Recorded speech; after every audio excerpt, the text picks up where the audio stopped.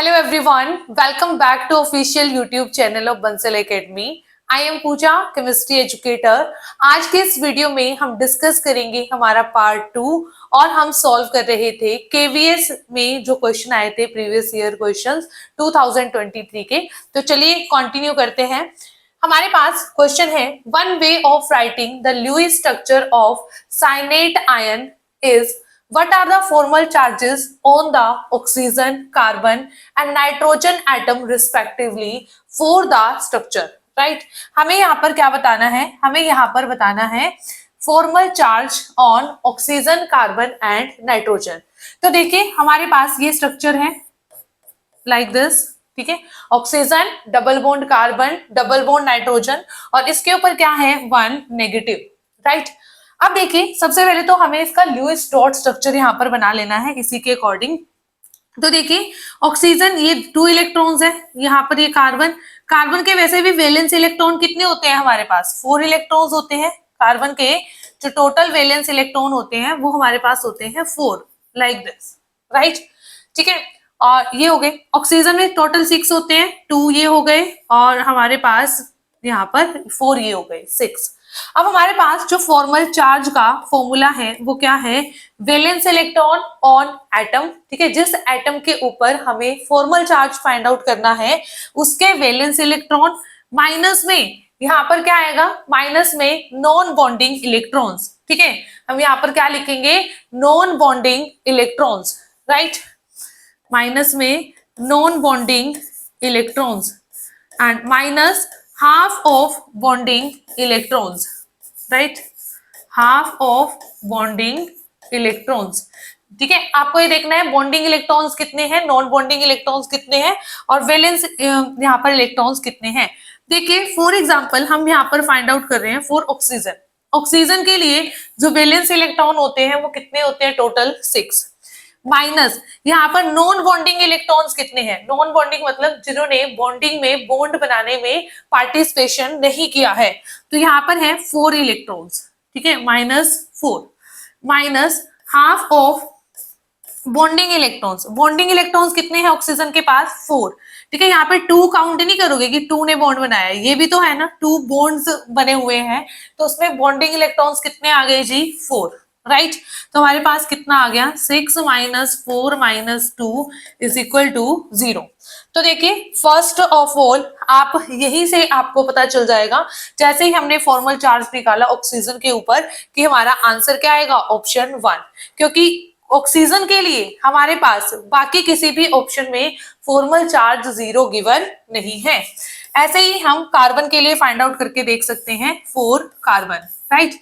Exam में अगर आपको इस तरीके का क्वेश्चन मिले, ठीक है, और आपको ये कंफर्म है कि आपका ये करेक्ट है, तो आप इसको, ठीक है, यहाँ से ही क्या कर सकते हो कि टिक कर सकते हो, ठीक है। अदरवाइज एक एलिमेंट के लिए और आप फर्दर वेरिफिकेशन के लिए एक एलिमेंट के लिए और फाइंड आउट करके देख लीजिए। 4 कार्बन। कार्बन के लिए देखिए, कार्बन में जो वैलेंस इलेक्ट्रॉन होते हैं वो हमारे कितने होते हैं जी? 4 होते हैं। माइनस यहाँ पर non bonding electrons. Non bonding carbon के पास है, कोई भी नॉन बॉन्डिंग इलेक्ट्रॉन्स नहीं है, सारे के सारे क्या है? बॉन्डिंग इलेक्ट्रॉन्स हैं, राइट। एंड यहाँ पर कार्बन के पास कितने बॉन्डिंग इलेक्ट्रॉन्स होंगे? देखिए, ठीक है, 4 ये हो गए, इधर 2 बॉन्ड बनाई हुई है, इधर भी 2 बॉन्ड बनाई हुई है, तो 4 और 4 कितने हो गए जी? 8 हो गए। तो यहाँ पर हमारे पास 8, तो कितना आ गया? 4 - 4 again it comes out to be equal to 0। तो हमारे पास ऑप्शन 1 क्या रहेगा इसका करेक्ट आंसर। इसी तरीके से हम नाइट्रोजन के ऊपर जब फॉर्मल चार्ज फाइंड आउट करेंगे तो हमारा जो आंसर है वो क्या आएगा? -1। उसके बाद हमारे पास नेक्स्ट क्वेश्चन आता है, which one of the following violets the octet rule? इसमें से कौन सा मॉलिक्यूल ऐसा है जो ऑक्टेट रूल को वायलेट करता है? तो देखिए हमारे पास सबसे पहले है PCl3। अगर हम PCl3 का स्ट्रक्चर बनाएं तो कैसे बनेगा? देखिए फास्फोरस के पास कितने वैलेंस इलेक्ट्रॉन होते हैं? 5, राइट। कितने वैलेंस इलेक्ट्रॉन होते हैं? 5। क्लोरीन है, क्लोरीन के पास 7 इलेक्ट्रॉन्स होते हैं, लाइक दिस, ठीक है, जिसमें से हम कहते हैं कि जो फास्फोरस एक इलेक्ट्रॉन इस क्लोरीन के से शेयर करता है और यहाँ पे क्या बना लेता है, बॉन्ड बना लेता है। ऐसे ही हम ऐसे यहाँ पर सेकंड क्लोरीन लिख सकते हैं और ऐसे ही हम यहाँ पर एक क्लोरीन और लिख सकते हैं, राइट। 3 क्लोरीन है ना। तो देखिए जो ये फास्फोरस है यहाँ पर, सिर्फ अगर मैं फास्फोरस की बात करूं, ठीक है, फास्फोरस का जो ऑक्टेट है वो क्या है, कंप्लीट है, राइट। यहाँ पर 5 इलेक्ट्रॉन्स इसके अपने हैं, एक एक इलेक्ट्रॉन उसने क्लोरीन से क्या किया है, शेयर किया है। ऐसे ही क्लोरीन ने भी, ठीक है, क्लोरीन ने अपना ऑक्टेट पूरा करने के लिए फास्फोरस का ये इलेक्ट्रॉन, ये एक एक इलेक्ट्रॉन क्या किए हैं, यूज किए हैं और अपना ऑक्टेट कंप्लीट किया है। तो क्या ये ऑक्टेट रूल को वायलेट करता है, तो ये तो ऑक्टेट रूल को ओबे कर रहा है, तो मतलब ये हमारा आंसर नहीं होगा। नेक्स्ट है CbR4। देखिए कार्बन, कार्बन के पास कितने इलेक्ट्रॉन्स होते हैं, 4। ऐसे ही हमारे पास ब्रोमीन है, 4 ब्रोमीन है यहाँ पर, ब्रोमीन, ठीक है, ब्रोमीन के पास कितने इलेक्ट्रॉन्स होते हैं, यहाँ पर 7 इलेक्ट्रॉन्स होते हैं, राइट। ब्रोमीन के पास हमारे पास कितने इलेक्ट्रॉन्स होते हैं, 7, लाइक दिस, राइट। अब देखिए हमारे पास ब्रोमीन के पास अगर 7 इलेक्ट्रॉन्स है तो ब्रोमीन अपना ऑक्टेट कंप्लीट करेगा इस तरीके से, राइट, ठीक है, एक इलेक्ट्रॉन कार्बन से लेकर, और कार्बन के पास 4 इलेक्ट्रॉन्स अपने खुद के हैं और 4 इलेक्ट्रॉन्स ये ब्रोमीन से लेगा और क्या कर लेगा, अपना ऑक्टेट कंप्लीट कर लेगा। तो CbR4 भी हमारा आंसर नहीं होगा। उसके बाद है OF2। अब देखिए ऑक्सीजन, ऑक्सीजन के पास होते हैं 6 इलेक्ट्रॉन्स, राइट। उसके बाद है फ्लोरीन, यहाँ पर फ्लोरीन के पास, ठीक है, यहाँ पर 7 इलेक्ट्रॉन्स होंगे, ठीक है। तो फ्लोरीन क्या करेगा, फ्लोरीन अपना ऑक्टेट पूरा करने के लिए एक इलेक्ट्रॉन इस ऑक्सीजन से क्या कर लेगा, शेयर कर लेगा। एंड ऑक्सीजन इन टर्न, ऐसा तो होता नहीं ना कि सिर्फ हमारे पास जो, ठीक है, फ्लोरीन शेयर कर ले और ऑक्सीजन बदले में शेयर ना करे, यहाँ पर म्यूचुअल शेयरिंग होती है। तो हमारे पास ऑक्सीजन ऐसे शेयर कर लेगा, तो 6 इलेक्ट्रॉन ऑक्सीजन के पास अपने हैं और 2 इलेक्ट्रॉन उसने फ्लोरीन से शेयर कर लिए, तो इसका भी क्या हो गया, ऑक्टेट कंप्लीट हो गया। तो ये भी नहीं होगा। हमारे पास क्या होगा, AsF5। अब देखिए जो AsF5 क्यों होगा हमारे पास, आर्सेनिक है, आर्सेनिक के होते हैं 5 इलेक्ट्रॉन्स, वैलेंस इलेक्ट्रॉन, और फ्लोरीन है 5, ठीक है। अगर मैं यहाँ पर 5 फ्लोरीन बना दूं, राइट, लाइक दिस, ठीक है, अब ये बॉन्ड तो बनाएंगे ना 5 के 5 फ्लोरीन, ठीक है, यहाँ पर ऐसे लाइक दिस, ठीक है, यहाँ पर। तो आर्सेनिक के कितने इलेक्ट्रॉन्स हो जाएंगे, 5 इसके खुद के और 5 किससे लेगा, फ्लोरीन से, तो 10 हो जाएंगे ना। तो ये क्या करेगा, ऑक्टेट रूल को वायलेट करेगा। तो इसलिए हमारा आंसर यहाँ पर क्या रहेगा, option D is correct answer. आप सीधे भी देख सकते हैं, देखिए आर्सेनिक है 5, ठीक है, जनरली जो हमारा सेंट्रल एटम होता है वो ही क्या करता है, वायलेट करता है ऑक्टेट रूल को, ठीक है। तो आप ऐसे देख सकते हैं, आर्सेनिक के इलेक्ट्रॉन 5 फ्लोरीन से लेगा, डायरेक्ट आप देख सकते हैं, ड्रॉ करके देखने की जरूरत नहीं है, तो 10 इलेक्ट्रॉन्स हो जाएगा। इसके अंदर कैसे लगाएंगे कि देखो यहाँ पे 5 है और 3 ये सराउंडिंग एटम से उसने ले लिए, तो यहाँ पे तो ये ऑक्टेट रूल को क्या कर रहा है, फॉलो कर रहा है। यहाँ पे कार्बन में 4 है, 4 ब्रोमीन से ले लिए, फिर 8 आ गया। ऑक्सीजन के लिए 6 इसके पास अपने वैलेंस इलेक्ट्रॉन है और 2 इसने सराउंडिंग से ले लिए, तो कितना आंसर आ गया, 8 आ गया, ठीक है। यहाँ पर आर्सेनिक के 5 खुद के हैं, 5 इसने फ्लोरीन से ले लिए, तो 10 आया। तो it means it violets octet rule. तो आप क्वेश्चन को इस तरीके से भी अप्रोच कर सकते हैं, राइट। उसके बाद हमारे पास नेक्स्ट क्वेश्चन आता है, all are state functions except. State functions क्या होते हैं, ऐसे फंक्शंस जो इनिशियल एंड फाइनल पोजीशन पर डिपेंड करे, उन्हें हम क्या कहते हैं, स्टेट फंक्शन। जबकि पाथ फंक्शन क्या होते हैं, पाथ फंक्शन होते हैं जो इनिशियल और फाइनल स्टेट पर डिपेंड ना करके पाथ पर डिपेंड करे। तो हमेशा ध्यान रखना, ठीक है, हमारे पास हीट एंड वर्क डन, ये दोनों क्या होते हैं, path function. Heat and work done our path function, ये दोनों हमारे क्या होते हैं, पाथ फंक्शन, राइट। अब इसने क्वेश्चन में क्या पूछा है, all are state function except heat. आपको पता है ना, इसको याद रख लो क्योंकि बाकी सारे क्या होते हैं, स्टेट फंक्शन होते हैं। तो हीट हमारा क्या रहेगा यहाँ पर, करेक्ट आंसर रहेगा। ये सारे क्वेश्चन हमारे ये कहाँ से हैं, थर्मोडायनामिक्स से हैं। ठीक है, देखिए ये वाला क्वेश्चन है, ठीक है, ऑल आर स्टेट फंक्शन। ठीक है, यहाँ ये जो ऑक्टेट रूल वाला क्वेश्चन है ये हमारा केमिकल बॉन्डिंग से है। उसके बाद हमारे पास नेक्स्ट क्वेश्चन आता है, calculate the bond energy of boron fluorine bond in BF3 gas. Okay, हमें डेल्टा HF नोट दे रखा है बोरोन के लिए, एटॉमिक फ्लोरीन के लिए and for boron try fluoride के लिए, गैसियस ही दे रखी है स्टेट। और इसके लिए हमें क्या बतानी है, एक बोरोन फ्लोरीन बॉन्ड की जो एनर्जी है वो हमें बतानी है, राइट। एक तरीके से हमें बॉन्ड डिसोसिएशन एनर्जी बतानी है। तो पहले हम ऐसा करते हैं कि यहाँ पर क्योंकि डेल्टा H फॉर्मेशन दिया हुआ है ना, वो फाइंड आउट कर लेते हैं। ठीक है, तो देखिए BF3 कैसे बना होगा, B plus 3F gives BF3। ठीक है, B plus F gives BF3।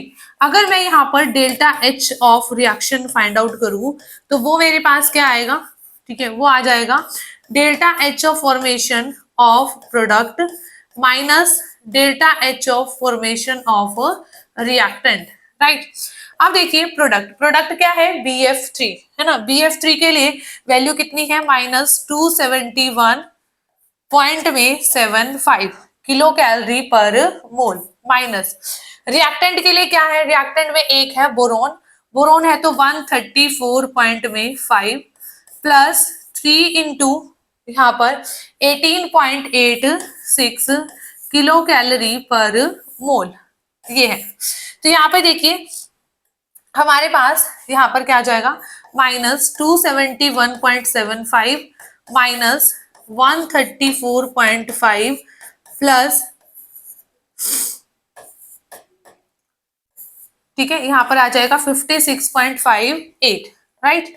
जब इसको हम कंप्लीटली यहाँ पर सॉल्व करेंगे तो हमारे पास जो वैल्यू आएगी वो वैल्यू आएगी जी -462.83 किलो कैलोरी पर मोल, यही है। अब यहाँ पर देखिए आपसे ये तो आ गया BF3 की फॉर्मेशन के लिए, पर आपसे क्या पूछी गई है, एक बोरोन फ्लोरीन बॉन्ड की एनर्जी, मतलब उसको तोड़ने के लिए एनर्जी।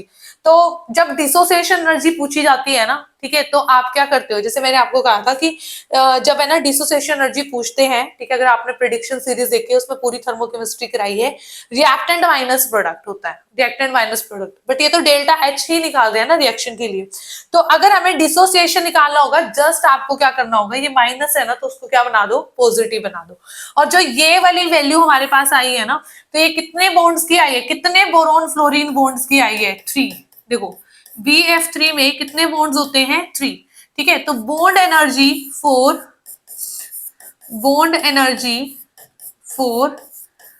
3 बोरोन फ्लोरीन बॉन्ड कितनी है, 462.83। तो बॉन्ड एनर्जी फॉर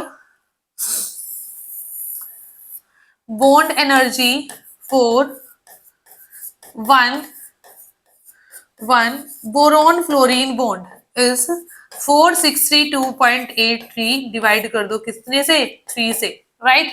तो हमारे पास यहाँ पर आ जाएगा 154, ठीक है, पॉइंट में 27, 154 पॉइंट में 273।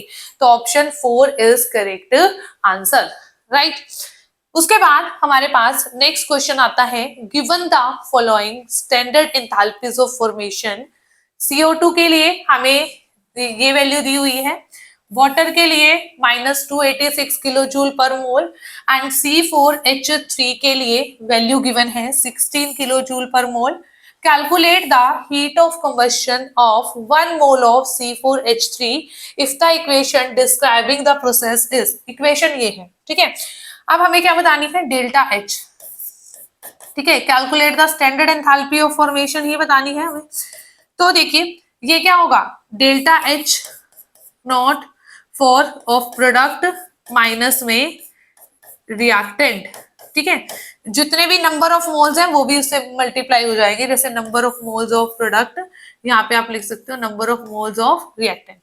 अब देखिए हमारे पास है प्रोडक्ट CO2 एंड वाटर, 4 है ना, तो 4 इंटू CO2 की वैल्यू क्या है, CO2 के लिए 394, ठीक है, यूनिट सभी की सेम है तो कोई प्रॉब्लम नहीं है।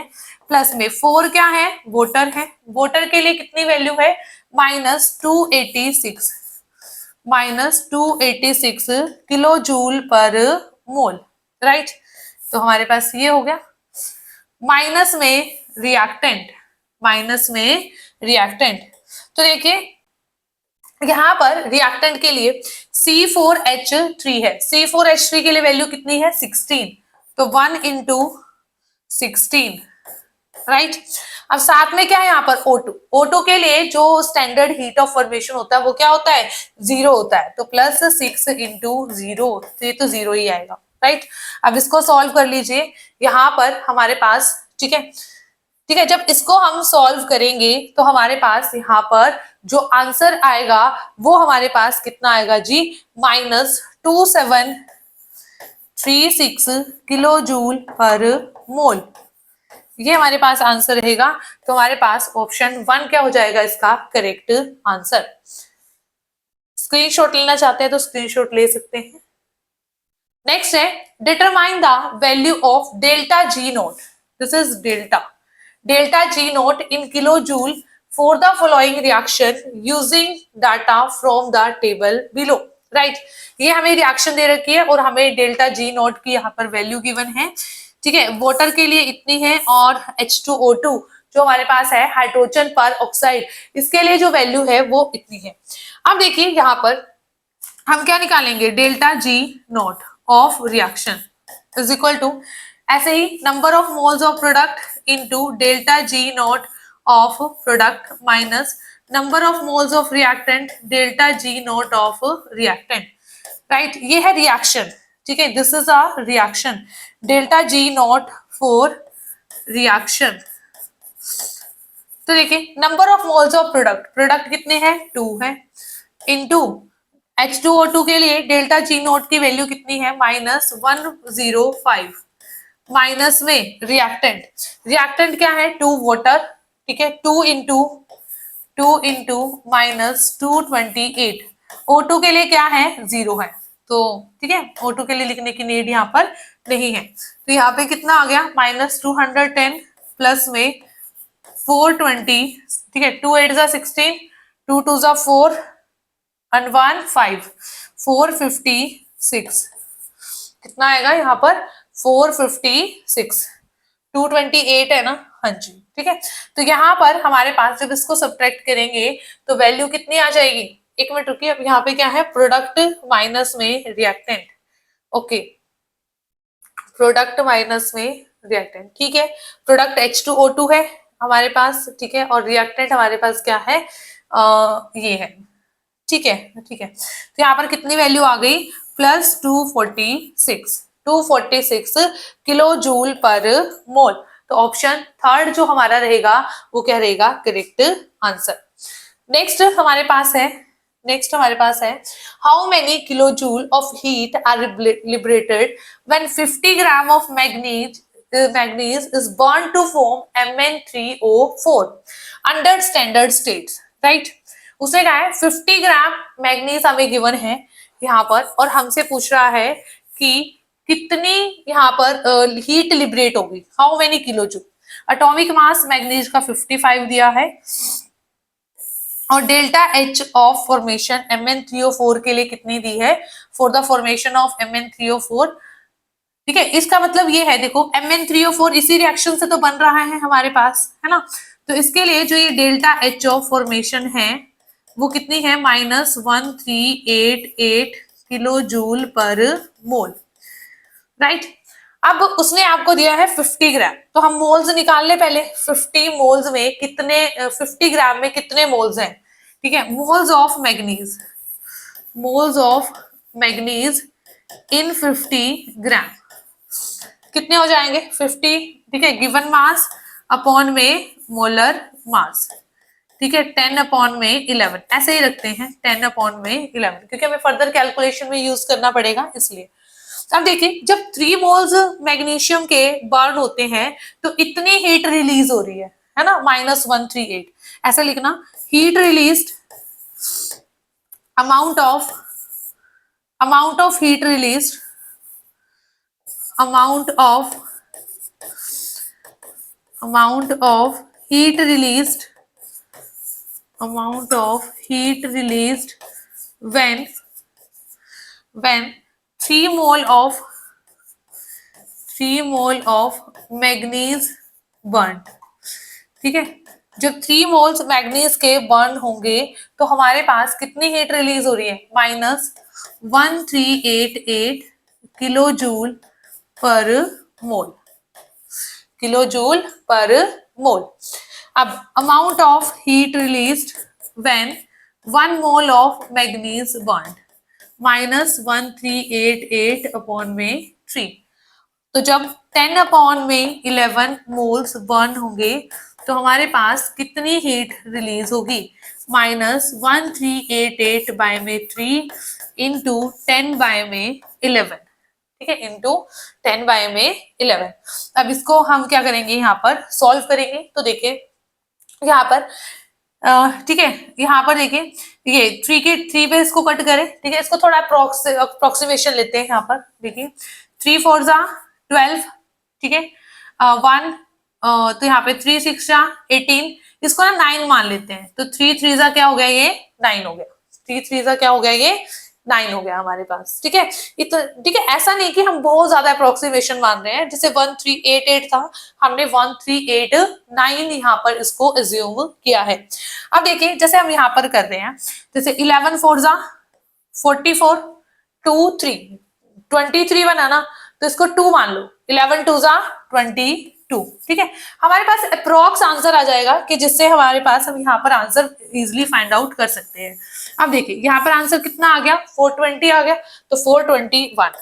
तो दिस इज करेक्ट आंसर। ठीक है, अगर बिल्कुल एग्जैक्ट पहले पॉइंट्स में ऐसे ऑप्शन फाइंड आउट करते रहोगे तो उसमें टाइम आपको ज्यादा लग जाता है। ठीक है, तो फास्ट कैलकुलेशन करने का यही तरीका होता है कि आप जैसे ना इतनी अप्रोक्सीमेशन मान सकते हैं। आ गया ना, आप पहले देख लो, यहाँ पे ऑप्शंस में डिफरेंस है, वैल्यूज में काफी डिफरेंस है। इसका मतलब अगर आप ठीक है माइनर सी अप्रोक्सीमेशन लोगे तो आपका आंसर उसके नियर अबाउट आ जाएगा और उससे आप इजिली यहाँ पर अपना जो आंसर है वो आइडेंटिफाई कर सकते हैं। राइट, ठीक है, तो ये हमारे पास क्वेश्चन हुआ। उसके बाद हमारे पास नेक्स्ट क्वेश्चन आता है, अ saturated solution of magnesium fluoride contain 1.16 into 10 की power -3 mole of magnesium fluoride पर litre. What is the solubility product of MgF2? तो देखिए सबसे पहले तो मैग्नीशियम फ्लोराइड, जब ये इलेक्ट्रोलाइट यहाँ पर डिसोसिएट होगा तो ये क्या देगा, it gives magnesium 2 positive ion and 2 fluoride ion. तो जो सॉल्युबिलिटी प्रोडक्ट बनेगा वो क्या बनेगा, concentration of Mg2 positive, concentration of F negative और इसकी पावर 2। राइट, अब कहते हैं कि जो इसके अंदर कितने हैं, कहते हैं कि MgF2 के जो सैचुरेटेड सॉल्यूशन है उसके अंदर 1.16 इंटू 10 की पावर -3 मोल ऑफ MgF2 है पर लीटर, 1 लीटर में। ठीक है, तो इसका मतलब ये उसकी क्या हो गई, एक तरीके से सॉल्युबिलिटी हो गई। ठीक है, ये S और ये हमारे पास कितना आएगा, 2S का स्क्वायर। ठीक है, फ्लोराइड देखो अगर इसकी सॉल्युबिलिटी S है तो इसकी कितनी होगी, 2S होगी ना, यहाँ पर 2S होगी क्योंकि यहाँ पे 2 फ्लोराइड आयन है। तो ये कितना आ गया, 4S का क्यूब, 4S क्यूब। राइट, तो 4S क्यूब जब हम यहाँ पर करेंगे तो हमारे पास यहाँ पर इसकी वैल्यू पुट कर दीजिए, सॉल्युबिलिटी प्रोडक्ट 4 इंटू सॉल्युबिलिटी हमारे पास हो गई 1.16 इंटू 10 की पावर -3 का क्यूब। ठीक है, 10 की पावर -3 का क्यूब। ठीक है, आप इसको कर लीजिए तो हमारे पास देखिए 4 इंटू यहाँ पर है 1.16 का क्यूब इंटू 10 की पावर -9। ठीक है, यही आएगा। तो अब आपको क्या करना है, यहाँ पर 1.16 का क्यूब यहाँ पर आपको करना है। तो 1.16 का जब क्यूब करोगे तो कितना आ जाएगा, 1.56। ठीक है, 1.56 इंटू 10⁻⁹ अप्रोक्स 1.6 आप कहिए। तो यहाँ पर हमारे पास कितना आ जाएगा जी, 6 पॉइंट में अगर ये 1.6 होता तो 6.4 होता ना, ठीक है। तो यहाँ पे 6.2 आ जाएगा 10⁻⁹। ठीक है, तो ये हमारे पास क्या रहेगा, ऑप्शन 4 इज करेक्ट आंसर। उसके बाद हमारे पास नेक्स्ट क्वेश्चन है, which will be the same for solution of 0.5 molar in ammonia and 0.50 molar NaOH। कहता है concentration of hydroxide ion OH negative ion. उसके बाद कहता है volume of 0.20 molar HCl required for neutralization, right. वो यहाँ पर कहता है कि जो कंसंट्रेशन ऑफ हाइड्रोक्साइड आयन है और जो हमारे पास है volume of 0.20 molar HCl required for neutralization, कि इसकी न्यूट्रलाइजेशन 0.20 मोलर HCl से होगी, मतलब इसकी न्यूट्रलाइजेशन जब हम करेंगे तो उसका हमें कितना ml यहाँ पर रिक्वायर्ड होगा। ठीक है, तो ये क्वेश्चन पूछा है और हमसे पूछा है इनमें से कौन सी जो स्टेटमेंट है वो क्या है हमारे पास करेक्ट है। तो देखिए इस क्वेश्चन को कैसे सॉल्व करेंगे, हमारे पास जो देखिए देखने में हमें क्या लग रहा है कि ये भी 0.50 है, ये भी 0.50 है, तो दोनों ही केसेस में OH नेगेटिव की कंसंट्रेशन क्या होगी, सेम होगी। सेम नहीं होगी, क्यों नहीं होगी, क्योंकि जो NaOH है वो हमारे पास क्या है, स्ट्रॉन्ग बेस है, राइट। और स्ट्रॉन्ग बेस क्या हो जाता है, कंप्लीटली डिसोसिएट। ठीक है, इट डिसोसिएट कंप्लीटली। ठीक है, अगर ये डिसोसिएट होगा कंप्लीटली तो ये कितने OH नेगेटिव आयन देगा। ठीक है, हमने कहा कि इसने कंप्लीटली डिसोसिएट हो गया और number of OH negative ions यहाँ पे लूज कर दिए। जबकि जो अमोनिया है वो क्या है, वीक आयन है, वीक बेस है, सॉरी ये क्या है, वीक बेस है। अगर ये वीक बेस है तो ये कंप्लीट डिसोसिएट नहीं होगा। ठीक है, नॉट डिसोसिएट कंप्लीटली। अगर ये डिसोसिएट ही कंप्लीट नहीं होगा तो क्या ये इतने ही OH नेगेटिव आयन देगा जितने NaOH देगा, राइट। ठीक है, तो नहीं देगा। तो इसका मतलब हमारे पास यहाँ पर, ठीक है, तो ऑप्शन जो ए है वो तो करेक्ट नहीं है। उसके बाद है volume of 0.20 molar HCl required for neutralization. अब देखिए न्यूट्रलाइजेशन के लिए अगर हम यहाँ पर रिएक्शन लिखें, ठीक है, NaOH के साथ, ठीक है, NaOH की न्यूट्रलाइजेशन करवाई HCl के साथ, तो हमारे पास यहाँ पर NaCl प्लस में वाटर ऐसे बनेगा। अगर हमने यहाँ पर अमोनिया लिखा बेस, ठीक है, अमोनिया की जब न्यूट्रलाइजेशन होगी HCl के साथ तो यहाँ पर क्या बनेगा, अमोनियम क्लोराइड, राइट। न्यूट्रलाइजेशन हो रही है, तो अगर आप न्यूट्रलाइजेशन में देखो दोनों में यहाँ पर जो रेशो है वो क्या आ रही है, 1:1 रेशो। ठीक है, 1:1 रेशो। ऐसा नहीं है कि इसकी न्यूट्रलाइजेशन के लिए यहाँ पर, ठीक है, जब हमने इसको बैलेंस किया इक्वेशन को यहाँ पे 2 आया है, ऐसा कुछ नहीं है। तो जो मोलर रेशियो है वो 1:1 है। तो इसका मतलब जो, ठीक है, 0.20 मोलर HCl का जितना भी वॉल्यूम हमें रिक्वायर्ड होगा या तो NaOH को न्यूट्रलाइज करने में या फिर अमोनिया को न्यूट्रलाइज करने में, वो क्या होगा, सेम होगा। क्योंकि यहाँ पर उसकी स्ट्रेंथ पर डिपेंड नहीं कर रहा, वो किसके ऊपर डिपेंड कर रहा है, इसके वॉल्यूम के ऊपर डिपेंड कर रहा है। तो ये वॉल्यूम जो है वो क्या रहेगा, सेम रहेगा। तो statement B only is correct, है ना। तो ये क्या है, करेक्ट स्टेटमेंट है, और जबकि जो ए है वो क्या है, इनकरेक्ट स्टेटमेंट है। तो देखिए वैसे भी ए वाला तो यहाँ पर ये तो पहले ही ऑप्शन एलिमिनेट हो गए जब हमने ए को यहाँ पर आइडेंटिफाई कर लिया कि ये क्या है, एक इनकरेक्ट स्टेटमेंट है।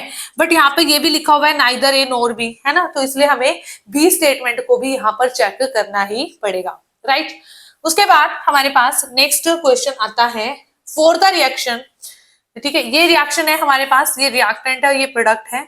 The equilibrium concentration at a certain temperature is found to be, ठीक है, concentration of NO, concentration of O2 and concentration of NO2। The value of the equilibrium constant for the reaction at this temperature is. Equilibrium constant क्या होता है, concentration of product, concentration of product upon में concentration of reactant, upon में concentration of reactant, right. अब देखिए NO2 की concentration क्या है, 0.3 square. Concentration of NO, concentration of NO 0.1 square. Concentration of O2, O2 की कंसंट्रेशन कितनी है, 0.2, राइट।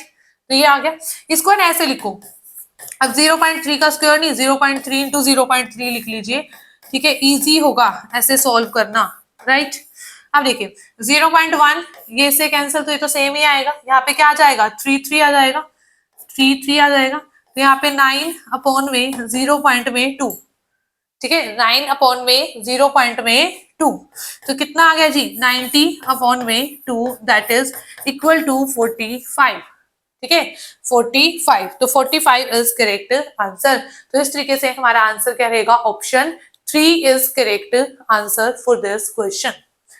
नेक्स्ट हमारे पास आता है, an aqua solution of which salt would be expected to have the most basic pH, ठीक है, मोस्ट बेसिक, ये होना चाहिए कि सबसे ज्यादा जो पीएच है वो किसकी होगी, या सबसे ज्यादा जो बेसिक है वो कौन सा होगा। तो देखिए हमारे पास Na2CO3, ये क्या है, सोडियम कार्बोनेट। सोडियम कार्बोनेट जो मिलकर बना है वो किससे बना है, NaOH and H2CO3, that is carbonic acid. तो ये हमारा स्ट्रॉन्ग बेस है और कार्बोनिक एसिड हमारा क्या होता है, वीक एसिड होता है, राइट। तो नो डाउट ये जो सोल्ट का नेचर है, इस सोल्ट का nature that is basic in nature, और इसके लिए जो पीएच होगी वो क्या होगी, ग्रेटर देन 7 होगी, बिल्कुल ठीक है। उसके बाद जैसे कि ये है NaC2H3O2, देखो C2H3O2, तो यहाँ पर ये क्या है हमारे पास, ये हमारे पास है एसिटिक एसिड से बना है, ठीक है, हम लिखते हैं ना CH3COON, ठीक है, ऐसे इस तरीके से। तो ये हो गया हमारे पास NaOH से मिला है, और साथ में ये किससे बना है, एसिटिक एसिड से, एसिटेट आयन से, राइट। तो आप कहोगे मैम ये तो फिर ये बनता CH3CONA, CH3COONA, है ना, ऐसे लगता है ना। पर यहाँ पे देखो 2 कार्बन हो गए, सोडियम है, हाइड्रोजन कितने हो गए, 3 हो गए, सेम ही तो फॉर्मूला है। देखो सिर्फ यहाँ पे इसको ऐसे लिखा है ना, इसलिए आपको क्या लग रहा है कि ये कुछ और ही है, कुछ और नहीं है, ये सोडियम एसिटेट है। अब ये हो गया हमारे पास, ये वीक एसिड हो गया, ये स्ट्रॉन्ग बेस हो गया, तो ये भी बेसिक होगा नेचर में, और पीएच क्या होगी, ग्रेटर देन 7 होगी। उसके बाद NaCl तो हमारा एक क्या है, न्यूट्रल सोल्ट है। NaCl हमारा क्या है, एक न्यूट्रल सोल्ट है, राइट। तो देखिए NaCl में NaOH प्लस में HCl, दोनों ही जो कंपोनेंट है वो स्ट्रॉन्ग है, बेस भी स्ट्रॉन्ग, एसिड भी स्ट्रॉन्ग, इसकी जो पीएच होती है वो क्या होगी जी, 7। तो ये तो हमारा आंसर नहीं होगा।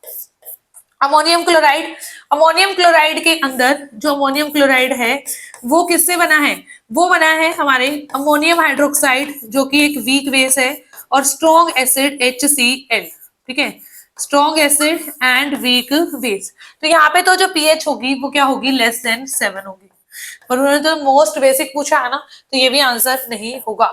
अब ऑप्शन 2 है, ठीक है, एक है सोडियम कार्बोनेट, एक है सोडियम एसिटेट, इन दोनों में से ज्यादा बेसिक कौन होगा। तो अगर हम कार्बोनिक एसिड, देखो ये चीज तो सेम ही है ना दोनों में, अगर हम कार्बोनिक एसिड और एसिटिक एसिड का कंपैरिजन करें एसिडिक कैरेक्टर का, तो ज्यादा एसिडिक कौन है, CH3COOH, ठीक है, ये हमारे पास स्ट्रॉन्ग एसिड है एज कंपेयर टू दिस, ठीक है, दोनों का कंपैरिजन में, ठीक है, तो मतलब बेसिक ज्यादा कौन होगा, H2CO3। तो अगर ये ज्यादा बेसिक है तो जो इसकी पीएच होगी वो हाईएस्ट वैल्यू होगी, तो हमारे पास ऑप्शन 1 क्या आएगा इसका करेक्ट आंसर। नेक्स्ट हमारे पास आता है, if 40 ml of 0.20 molar acetic acid are titrated with 0.20 molar NaOH, okay, how many ml of base must be added to form a buffer solution with the greatest buffering capacity, ठीक है। वो कहता है हमारे पास 40 ml है, 40 ml है acetic acid, है ना, एसिटिक एसिड, और इसका कितना है 0.20 मोलर। इसको टाइट्रेट करवाया है किसके साथ, ठीक है, 0.20 मोलर NaOH के साथ ही टाइट्रेट करवाया है, ठीक है। तो यहाँ पे सबसे पहले तो हमें यहाँ पर क्या करना पड़ेगा, ठीक है, अगर इसको टाइट्रेट करवाया तो कितने ml के साथ ये मतलब हुआ होगा, 40 ml NaOH रिक्वायर्ड होगा इसके लिए, ठीक है, इसके लिए 40 ml NaOH ही रिक्वायर्ड होगा अगर हमें इसकी क्या करनी है, कंप्लीट न्यूट्रलाइजेशन करनी है। बट वो कहता है how many ml of base must be added to form a buffer solution with the greatest buffering capacity, ठीक है, हमें बताना है कि कितना हमें यहाँ पर बेस ऐड करना है सो दैट जो हमारा बफर सोल्यूशन है उसकी जो बफरिंग कैपेसिटी हो वो क्या हो, हमारे पास मैक्सिमम हो। तो देखिए इस क्वेश्चन के अंदर हमें क्या बतानी है, ग्रेटेस्ट बफरिंग कैपेसिटी, राइट। तो जो ग्रेटेस्ट बफरिंग कैपेसिटी कब अकर होती है, सबसे पहले तो हमें ये पता होना चाहिए, greatest buffering capacity occurs at half equivalence point, occurs at half equivalence point, right. Half equivalence point का मतलब क्या है कि हमारे पास जैसे कि एसिटिक एसिड है जो कि एक वीक एसिड है, तो जब ये हाफ डिसोसिएट होगा, ठीक है, मतलब कि ये डिसोसिएट होकर के हाफ एसिटेट आयन बना देगा, उस टाइम पर क्या होगी इसकी ग्रेटेस्ट बफरिंग कैपेसिटी, राइट। तो सबसे पहले हम यहाँ पर सबसे पहले क्या करते हैं, number of moles find out करते हैं वीक एसिड के, ठीक है, number of moles of weak acid, तो पहले ये फाइंड आउट कीजिए। तो देखिए फर्स्ट स्टेप है हमारा number of moles of acetic acid find out करना, राइट। तो देखिए नंबर ऑफ मोल्स कितने आ जाएंगे, यहाँ पर मोलैरिटी दी हुई है, इनटू में यहाँ पर मोलैरिटी इनटू में वॉल्यूम लिख दो, इनटू में volume, volume in litre, volume in litre मैं यहाँ पर लिख रही हूँ। तो देखिए मोलैरिटी कितनी है 0.20, क्योंकि मोल पर लीटर होता है ना ये, इसलिए, ठीक है, इसलिए ml यहाँ पर यूज नहीं कर रहे। वॉल्यूम है 40 ml, तो 0.040 लीटर, राइट। तो यहाँ पर जब इसको मल्टीप्लाई करेंगे तो कितना आ जाएगा, देखिए 20/100 ये मोल से, इनटू में यहाँ पर 40/1000 लीटर, ठीक है, क्योंकि जो मोलैरिटी की है मोल पर लीटर होती है, मोल पर लीटर, ठीक है, ये लीटर है, तो लीटर से लीटर क्या हो जाएगा, कैंसिल हो जाएगा। अब देखिए यहाँ पर हमारे पास कितना आ गया, 8/1000, 8/1000, तो 0.008 moles of acetic acid, right. तो इतने आगे। अब देखिए यहाँ पर NaOH को हमने इसके अंदर इसके साथ NaOH के साथ टाइट्रेट करवाया है, तो NaOH के कितने मोल्स रिक्वायर्ड होंगे, तो सिंपल सी चीज है, हमने कहा है कि ग्रेटेस्ट बफरिंग कैपेसिटी होगी जब हाफ इक्विवेलेंस पॉइंट पर। हाफ इक्विवेलेंस पॉइंट का मतलब क्या है कि यहाँ पर इसके हाफ मोल्स की न्यूट्रलाइजेशन हो चुकी होगी, मतलब 0.004 मोल्स की न्यूट्रलाइजेशन हो चुकी होगी। तो यहाँ पे अगर हम इक्वेशन लिखें कि NaOH और जो एसिटिक एसिड है, ठीक है, तो उसके अकॉर्डिंग हमारे पास क्या आता है, हमारे पास कि 1 मोल NaOH का हमें चाहिए 1 मोल CH3COOH को न्यूट्रलाइज करने के लिए, ऐसा है ना, 1:1 रेशियो, देखो ध्यान से, ठीक है। तो अगर इसके 0.004 मोल्स यहाँ पर रिएक्ट होंगे एट हाफ इक्विवेलेंस पॉइंट, तो हमें NaOH के कितने मोल्स रिक्वायर्ड होंगे at half equivalence, half equivalence point, right. तो इसके भी हमें कितने मोल्स रिक्वायर्ड होंगे, 0.004 moles of NaOH is required. But हमें मोल्स नहीं बताना, हमें बेस का क्या बताना है, हमें बेस का बताना है कि how many ml of base is added, तो हमें वॉल्यूम बताना है। तो वॉल्यूम कितना हो जाएगा, यहाँ पर वॉल्यूम तो हमें गिवन है नहीं, तो वॉल्यूम हमारे पास हो जाएगा यहाँ पर नंबर ऑफ मोल्स, देखो ये होता है ना, molarity is equal to number of moles upon में वॉल्यूम, तो वॉल्यूम हमारे पास क्या हो जाएगा, मोल्स अपॉन में मोलैरिटी, तो नंबर ऑफ मोल्स है 0.004, मोलैरिटी कितनी दी हुई थी हमारे पास यहाँ पर, ठीक है, ये तो 1:1 रेशियो का कॉन्सेप्ट था ना, ठीक है, इसको आप स्किप भी कर सकते हो। तो यहाँ पर कितना था, 0.20 मोलर NaOH, 0.20 20 मोलर NaOH। तो हमारे पास आ गया देखिए 4/1000 और यहाँ पर 20/100। इजिली हो जाता है, ऐसे आप कर लीजिए अगर। तो ये हो गया हमारे पास। तो कितना आ गया यहाँ पर हमारे पास 4 1 जा 4 4 5 जा 20, 1/500। 1/में कितना आ जाएगा, सॉरी 50 आ जाएगा, 50 है ये, 1/50। बट ये आंसर किस में आया है, ये आंसर हमारा आया है लीटर में। ठीक है, हमें क्या बताना है, मिलीलीटर। तो मिलीलीटर के लिए क्या करेंगे, 1000 से मल्टीप्लाई कर देंगे, राइट। 1000 से मल्टीप्लाई कर दिया तो कितना आ गया 20 ml। तो 20 ml is correct answer, right. तो हमारे पास हमें कितने ml NaOH ऐड करना पड़ेगा, 20 ml NaOH इज रिक्वायर्ड, ठीक है, फॉर ग्रेटेस्ट बफरिंग कैपेसिटी। तो आप है ना इस पॉइंट को ठीक है अपने नोट्स में लिख सकते हैं कि हाफ इक्विवेलेंस पॉइंट कब होता है, सॉरी ग्रेटेस्ट बफरिंग कैपेसिटी कब अकर होती है, एट हाफ इक्विवेलेंस पॉइंट पर, राइट। उसके बाद हमारे पास जो नेक्स्ट क्वेश्चन आता है वो आता है, in which pair does the named substance have the same oxidation number। देखिए सल्फर इन H2S2O7। तो देखिए H2S2O7 हमारे पास ये क्या होता है, ओलियम होता है, ओलियम, राइट। तो इसके अंदर सल्फर का जो ऑक्सीडेशन नंबर होता है वो क्या कितना होता है, +6, ठीक है। यहाँ पर देखिए यहाँ पे +6 ही आ रहा है, वैसे भी देखिए ऑक्सीजन के ऊपर क्या होता है -2, 2 हाइड्रोजन के ऊपर 2 होता है। तो देखिए यहाँ पर सल्फर के ऊपर मान लिया x, 2x + 2 - 14 = 0, 2x - 12 = 0, 2x = 12। तो x की वैल्यू क्या हो गई +6, ठीक है। H2SO4 में भी इसके ऊपर x मान लो, एक ऑक्सीजन के ऊपर -2, एक हाइड्रोजन के ऊपर +1, तो x - 8 यहाँ पर +2 = 0। तो यहाँ पर x की वैल्यू क्या हो गई 6, x की वैल्यू क्या हो गई है 6। तो यहाँ पर हमारे पास इन दोनों की ऑक्सीडेशन नंबर क्या है, सेम है। यहाँ पे देखिए एक मरकरी के ऊपर 2 पॉजिटिव है, यहाँ पे 2 मरकरी के ऊपर 2 पॉजिटिव है, जबकि जो ऑक्सीडेशन नंबर होता है वो होता है पर एटम। तो यहाँ पे जो ऑक्सीडेशन नंबर होगा वो +1 होगा। देखिए एक मरकरी के लिए कितना आ जाएगा +1। यहाँ पर देखिए ये ऐसे है, तो यहाँ पे कोबाल्ट का ऑक्सीडेशन नंबर आएगा 3, फाइंड आउट करेंगे। यहाँ पर देखिए एक नाइट्रेट के ऊपर -1 होता है, इसके ऊपर x माना तो कितना आ जाएगा, x प्लस में 2 × -1 = 0, तो x - 2 0। तो यहाँ पर x की वैल्यू कितनी आ जाएगी +2, ठीक है। तो यहाँ पर कोबाल्ट के लिए +3 आ रहा है, यहाँ पर +2 आ रहा है, तो अगेन ये सेम नहीं है।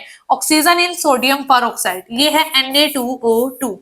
ऑक्सीजन परऑक्साइड क्या होता है, परऑक्साइड होता है हमारे पास O2 और यहाँ पर है ऑक्साइड, वाटर में ऑक्साइड है, तो एक ऑक्सीजन के ऊपर 2 यहाँ पर 2 ऑक्सीजन के ऊपर 2 है, तो एक ऑक्सीजन के ऊपर कितना आ जाएगा -1। तो यहाँ पे भी अगेन सेम नहीं है, तो ऑप्शन ए हमारा क्या रहेगा, इसका करेक्ट आंसर रहेगा।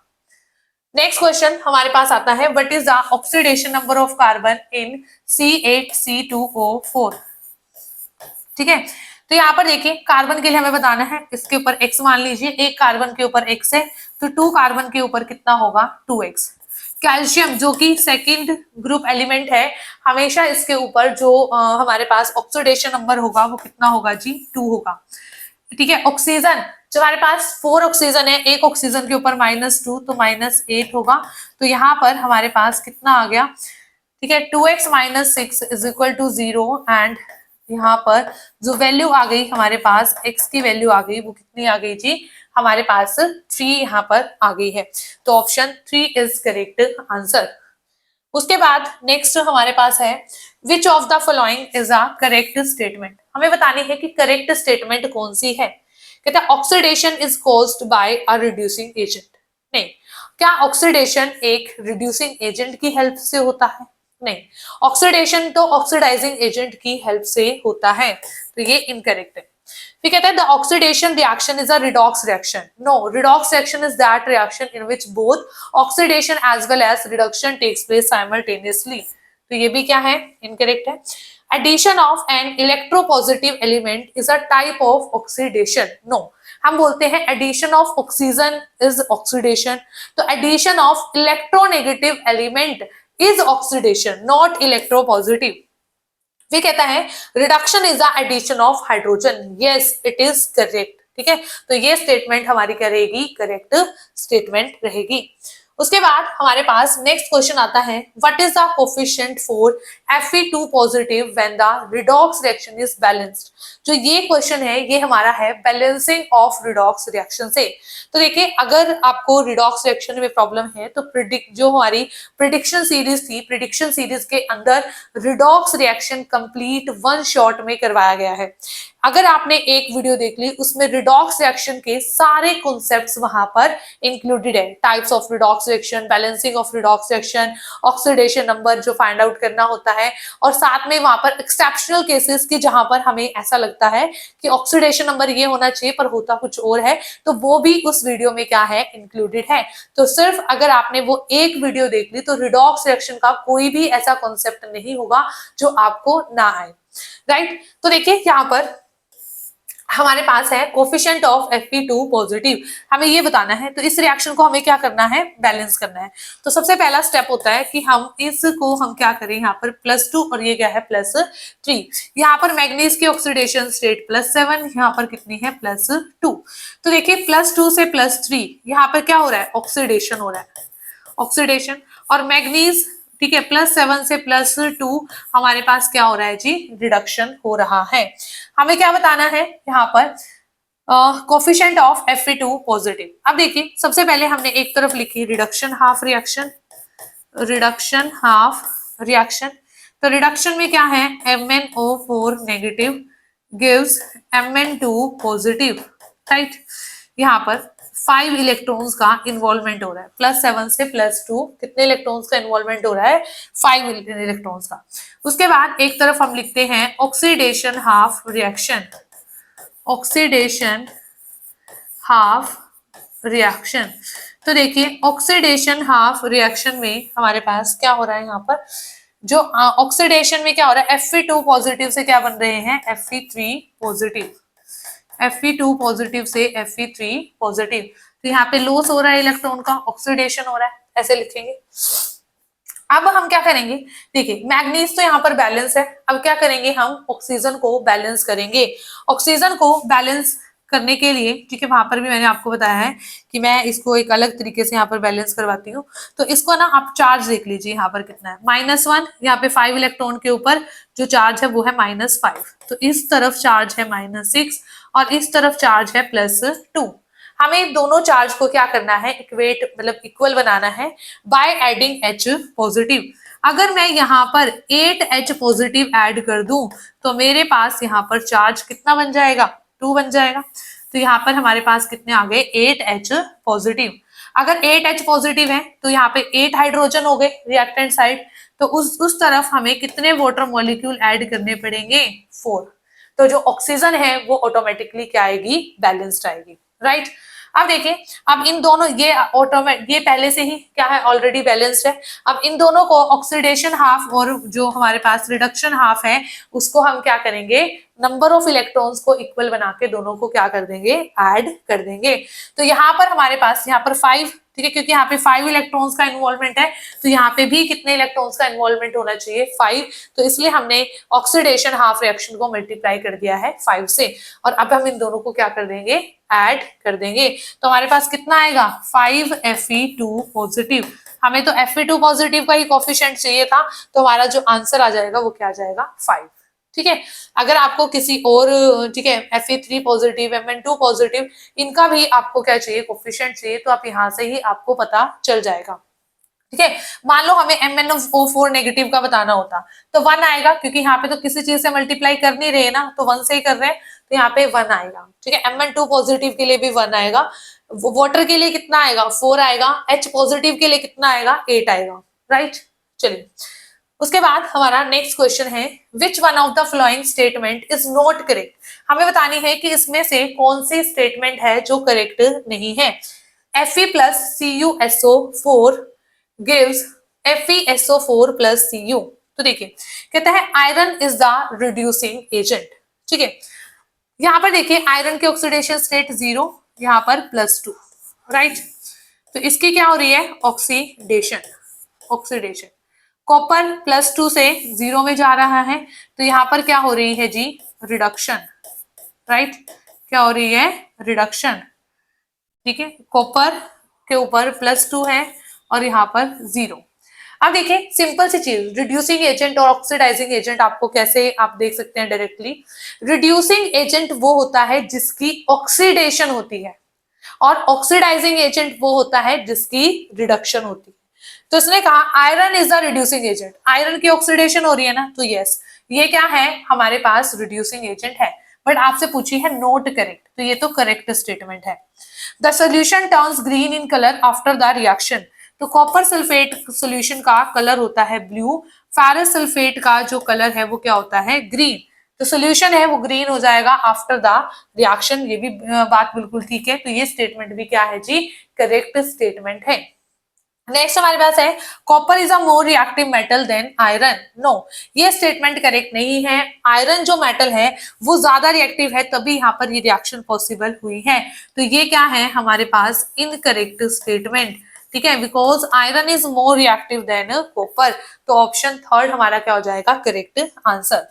The reaction is an example of redox reaction, ये करेक्ट स्टेटमेंट है क्योंकि इस रिएक्शन में ऑक्सीडेशन और रिडक्शन दोनों साइमल्टेनियसली हो रही हैं, इसलिए ये हमारी क्या है, एक रिडॉक्स रिएक्शन है। उसके बाद हमारे पास नेक्स्ट क्वेश्चन आता है, an aqueous solution is 1 molar in Ki potassium iodide, which change will cause the vapor pressure of solution to increase। हमें बताना है कि इसमें से हम क्या ऐसा करें कि जो वेपर प्रेशर है सोल्यूशन का वो क्या हो जाए, इंक्रीज नॉट डिक्रीज। तो कहता है addition of water, addition of NaCl। तो देखिए NaCl क्या है, एक नॉन वोलेटाइल सोल्यूट है, एक नॉन वोलेटाइल सोल्यूट है। तो अगर एक ये नॉन वोलेटाइल सोल्यूट है, ठीक है, तो ये क्या करेगा, इसके वेपर प्रेशर को जाकर और क्या करेगा, डिक्रीज करेगा, इंक्रीज नहीं करेगा, ठीक है। एडिशन ऑफ वाटर, यस, ठीक है, इससे इंक्रीज होगा वेपर प्रेशर, क्यों होगा, क्योंकि देखो वाटर ऐड करने से हमारे पास क्या होगा, ये एक्वा सोल्यूशन है ना, तो सॉल्वेंट का अमाउंट इंक्रीज हो जाएगा, amount of solvent, amount of solvent increases. इसका मतलब अमाउंट ऑफ सॉल्वेंट इंक्रीज होने से जो मोल फ्रैक्शन है ऑफ सॉल्वेंट वो भी क्या हो जाएगी, इंक्रीज हो जाएगी, राइट। और इससे हमारा जो वेपर प्रेशर है सॉल्यूशन का वो भी क्या हो जाएगा, इंक्रीज हो जाएगा। ऐसा क्यों, देखिए हम क्या लिखते हैं, जब एक नॉन वोलेटाइल सॉल्यूट जब भी हम ऐड करते हैं ऐसा लिखते हैं ना, vapour pressure of solution, vapour pressure of solution according to Raoult's law is equal to mole fraction of solvent into vapor pressure in pure state, in pure state ऐसा होता है, ठीक है। सोल्यूशन का सॉल्वेंट के इक्वल हो जाता है ना जब नॉन वोलेटाइल सोल्यूट ऐड किया होता है, जो पोटेशियम आयोडाइड है वो नॉन वोलेटाइल सोल्यूट ही है जी। तो यहाँ पर इसलिए अगर ये मोल फ्रैक्शन सॉल्वेंट की इंक्रीज हुई, इस वजह से वेपर प्रेशर ऑफ सॉल्यूशन क्या हुआ है, इंक्रीज हुआ है। तो ऑप्शन ए हमारा क्या रहेगा, करेक्ट आंसर। Na2SO4 अगेन नहीं होगा क्योंकि अगेन वो एक नॉन वोलेटाइल सॉल्यूट है, ठीक है, तो उसकी वजह से हमारे पास क्या हो जाएगी, ठीक है, जो वेपर प्रेशर है सोल्यूशन का वो डिक्रीज होगा। एडिशन ऑफ 1 मोलर Ki, अगर आपने 1 मोलर Ki सोल्यूशन और ऐड कर दिया तो देखो कंसंट्रेशन तो सेम है, बट यहाँ पर जो सोल्यूट की कंसंट्रेशन है वो इंक्रीज हो जाएगी। अगर आपने 1 मोल पोटेशियम आयोडाइड और ऐड कर दिया, ठीक है, तो उससे क्या हो जाएगी, उससे सोल्यूट की कंसंट्रेशन इंक्रीज होगी। अगर सोल्यूट की कंसंट्रेशन इंक्रीज होगी तो सोल्यूट का क्या होगा, ठीक है, सोल्यूट की कंसंट्रेशन इंक्रीज होने से जो वेपर प्रेशर है वो क्या होगा, डिक्रीज होगा। वेपर प्रेशर ऑफ सोल्यूशन पूछा है ना, सोल्यूशन क्या हो जाएगा, डिक्रीज हो जाएगा, राइट। तो यहाँ पर हमारे पास क्योंकि यहाँ पे मोल फ्रैक्शन सॉल्यूट की इंक्रीज होगी ना इस वजह से, तो हमारे पास आंसर क्या रहेगा, option A is correct answer. Next है what is the molality of lithium, molality आएगा यहाँ पे डेंसिटी गिवन नहीं है, तो दिस शुड बी मोलैलिटी, उसी के अकॉर्डिंग आंसर है, ठीक है। मोलैलिटी यहाँ पर नहीं फाइंड आउट होगी क्यों नहीं होगी? क्योंकि देखिए अगर डेंसिटी गिवन होता ना तो मोलैलिटी हम फाइंड आउट कर सकते थे, मास ऑफ सॉल्वेंट फाइंड आउट कर सकते थे, बट यहाँ पर ऐसा कुछ गिवन नहीं है, तो मोलैलिटी आंसर होगा। ठीक है, what is a molality of lithium ion in a solution prepared by dissolving 2.20 gram of lithium sulphate, molar mass इतना दे रखा है, in enough water to make 50 ml of solution. तो देखिए जो गिवन मास ऑफ सोल्यूट है, ठीक है, उसको मैं W2 से रिप्रेजेंट करूंगी, that is 2.20 gram. Molar mass of lithium sulphate, ठीक है, और इसे हम M2 से यहाँ पर डिनोट करेंगे, दैट इज 110 ग्राम पर मोल। ठीक है, अगर किसी स्टूडेंट को इन कंसंट्रेशन टर्म्स में प्रॉब्लम है कि जैसे मोलारिटी, मोलैलिटी, फॉर्मेलिटी, ठीक है, इनका सब, तो ये भी हमारे पास, ये भी एक वीडियो में आपको, ठीक है, जो प्रिडिक्शन सीरीज है उसमें आपको कंप्लीट जो कंसंट्रेशन टर्म्स के नाम से होगी ये वीडियो, तो वहां पे ये सारी की सारी टर्म्स आपको करवाई हैं विद हेल्प ऑफ, ठीक है, साथ में वहां पे PYQ भी सॉल्व किए हैं, क्वेश्चंस भी सॉल्व किए हैं। ठीक है, तो वहां पे आप एक ही वीडियो में इन कंसंट्रेशन टर्म्स को कवर अप कर सकते हैं। अब देखिए यहाँ पे ये हो गया M2 मोलर मास। अब कहते हैं 50 ml ऑफ सोल्यूशन, जो वॉल्यूम ऑफ सोल्यूशन है, ठीक है, वॉल्यूम ऑफ सोल्यूशन जो है हमारे पास वो क्या है 50 ml, वो क्या है जी 50 ml, राइट। और हमें क्या बतानी है मोलारिटी, तो जो मोलारिटी हमारे पास होती है वो होती है number of moles of solute, number of moles of solute present in 1 liter of solution, present in 1 liter of solution। ठीक है, ये आ जाएगा यहाँ पर। अब देखिए हमारे पास ये मिलीलीटर है ना, ml है ना, तो ml के लीटर बनाओगे तो 50/1000 हो जाएगा। ठीक है, तो molarity number of moles given mass upon में मोलर मास, ठीक है, अपॉन में वॉल्यूम ऑफ सोल्यूशन 50, राइट। यहाँ पर इससे ये क्या हो गया कैंसिल हो गया, तो यहाँ पर आ जाएगा 220 बाय में 100, 110, 100 और यहाँ पर 5।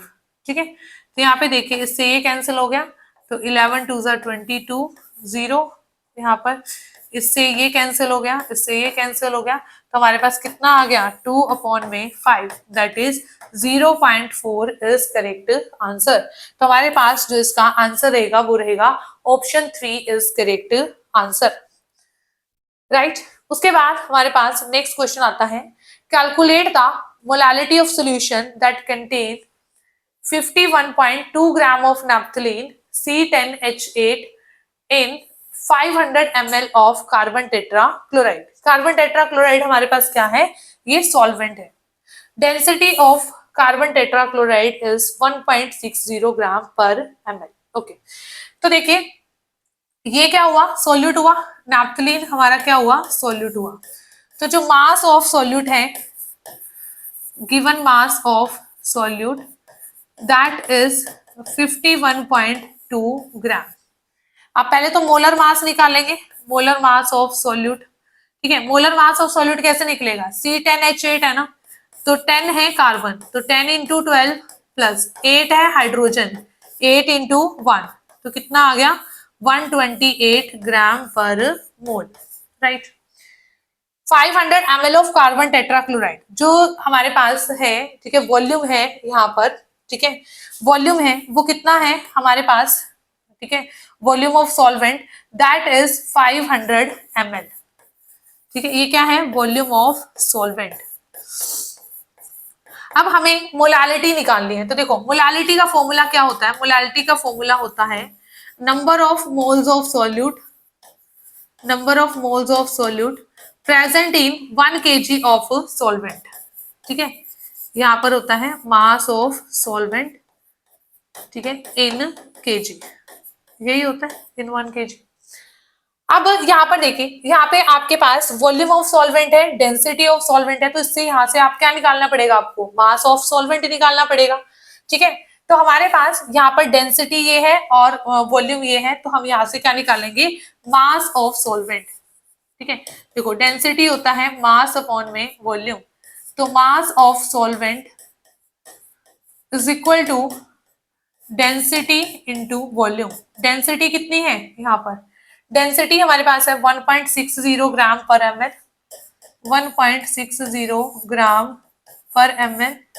वॉल्यूम कितना है यहाँ पर, volume is 500 ml, volume is 500 ml। तो इससे ये कैंसिल हो गया, तो हमारे पास हो यहाँ पर आ जाएगा, ठीक है। देखिए यहाँ पर आ गया 800 ग्राम। केजी में कितना आ जाएगा, केजी में 800 वाई में 1000 केजी, ठीक है। तो यहाँ पर पुट कर दीजिए, ठीक है। Number of moles of solute, solute का मास कितना गिवन है 51.2, मोलर मास 128, ठीक है। मास of solvent, mass of solvent हमें दिया हुआ है यहाँ पर 800 बाय में 1000 आ गया है, तो 800 बाय में 1000, राइट, ये आ गया जी। अब देखिए 512 बाय में 10, 128, यहाँ पर आ गया 5 बाय में 4, राइट, ठीक है। अब यहाँ पर देखिए 4 1 जा 4, ठीक है, 4 2 जा 8, 4 8 जा 32, इससे ये कैंसिल हो गया हमारे पास, ठीक है।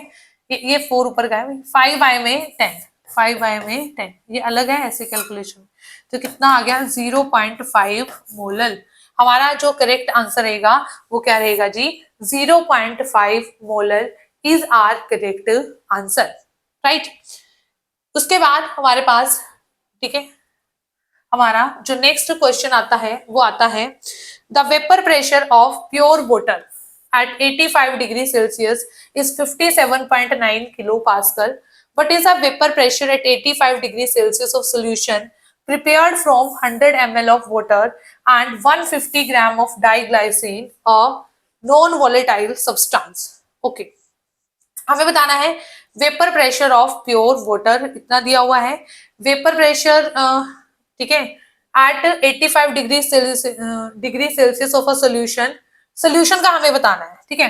तो देखिए, और नॉन वोलेटाइल सोल्यूट है, तो जो वेपर प्रेशर ऑफ सोल्यूशन है वो किसके इक्वल होगा, वेपर प्रेशर ऑफ सॉल्वेंट के। And according to Raoult's law vapour pressure of solvent किसके इक्वल होगा, mole fraction of solvent, mole fraction of solvent into, ठीक है, vapour pressure of pure water, ठीक है, vapour pressure of pure solvent आप लिख लीजिए यहाँ पर, इसके इक्वल हो जाएगा। तो हमारे पास यहाँ पर इसमें हम क्या करेंगे, मोल फ्रैक्शन ऑफ सॉल्वेंट सबसे पहले फाइंड आउट करेंगे। तो मोल फ्रैक्शन ऑफ सॉल्वेंट हमारे पास क्या होगा, के लिए हमें नंबर ऑफ मोल्स निकालने पड़ेंगे, है ना। तो number of moles of solvent कितने हो जाएंगे, 100 ml ऑफ वाटर है, तो 100 अपॉन में 18, तो कितना आ गया 5.55 नंबर ऑफ मोल्स, ठीक है। मास भी 100 ग्राम ही आएगा, ठीक है। उसके बाद है number of moles of solute, ठीक है, डाइग्लाइसिन, डाइग्लाइसिन है C4H8N2O3, इसका ये यहाँ पे दिया हुआ है 150 ग्राम। और इसका पहले तो हमें क्या करना पड़ेगा, पहले तो हमें इसका मोलर मास यहाँ पर फाइंड आउट करना पड़ेगा डाइग्लाइसिन का, राइट। तो डाइग्लाइसिन का जो हमारे पास मोलर मास आएगा वो आएगा 132 पॉइंट समथिंग, है ना, 132.119, राइट। इसको जब हम सॉल्व करेंगे तो नंबर ऑफ मोल्स हमारे पास कितने आ जाएंगे, 1.14 मोल्स। तो मोल फ्रैक्शन ऑफ सॉल्वेंट हमारे पास आ गई यहाँ पर, number of moles of solvent upon में टोटल नंबर ऑफ मोल्स, ठीक है, 1.14, तो ये आ गया 5.55 अपॉन में यहाँ पर 6.69, ठीक है, ये आ गया। अब मोल फ्रैक्शन ऑफ सॉल्वेंट कितनी होगी, 5.55 अपॉन में 6.69 into vapour pressure of pure solvent 57.9 kilo pascal. तो जब हम इसको सॉल्व करेंगे तो हमारे पास कितना आ जाएगा जी, 47.9 किलो पास्कल, इसके अप्रॉक्स आ जाता है, ठीक है। 47.9, 48.1 आएगा, ठीक है, 48 क्या आता है, 48 आता है, मतलब कि अप्रॉक्स आंसर आ जाएगा आपके पास, ठीक है। तो 48.1 kilo pascal is your correct answer. तो ये हमारा क्या रहेगा, करेक्ट आंसर रहेगा। ओके स्टूडेंट्स, तो आज की क्लास में हमने यहाँ तक क्वेश्चन डिस्कस किए हैं। जो रिमेनिंग क्वेश्चन है वो हम नेक्स्ट पार्ट में डिस्कस करेंगे। थैंक यू सो मच, मिलते हैं नेक्स्ट क्लास में।